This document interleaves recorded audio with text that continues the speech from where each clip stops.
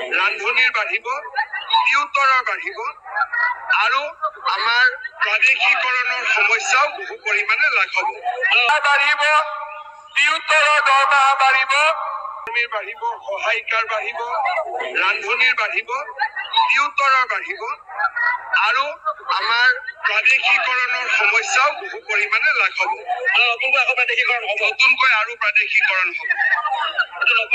এইটো নতুন খবৰ নলবাৰীতে দিল। অংগনবাদী কৰ্মীৰ বাঢ়িব, সহায়িকাৰ বাঢ়িব, ৰান্ধনিৰ বাঢ়িব, টিউটৰৰ বাঢ়িব আৰু আমাৰ প্ৰাদেশিকৰণৰ সমস্যাও বহু পৰিমাণে লাঘব নতুনকৈ আৰু প্ৰাদেশিকৰণ হ'ব। এইটো নতুন খবৰ নলবাৰীতে দিল।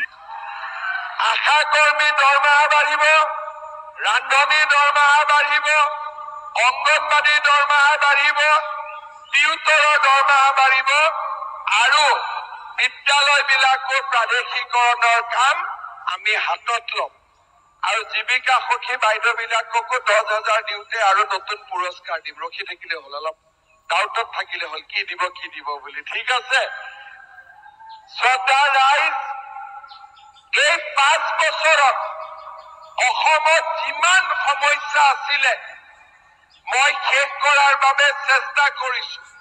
কাজিয়া পেচাল নোহোৱা হ'ল, গুলি বাৰুদ বোম নোহোৱা হ'ল, ৰাইজৰ মাজত নিৰাপত্তা আহিলে আৰু আমাৰ অসমখন উন্নতিৰ পথত আগুৱাই গ'ল।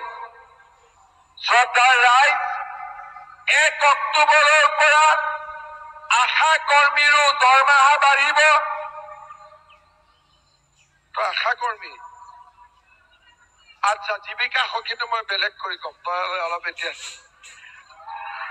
আশা কৰ্মী দৰমহা বাঢ়িব, ৰান্ধনী দৰমহা বাঢ়িব, অংগনবাদী দৰমহা বাঢ়িব, টিউটৰৰ দৰমহা বাঢ়িব আৰু বিদ্যালয়বিলাকৰ প্ৰাদেশিকৰণৰ কাম আমি হাতত ল'ম আৰু জীৱিকা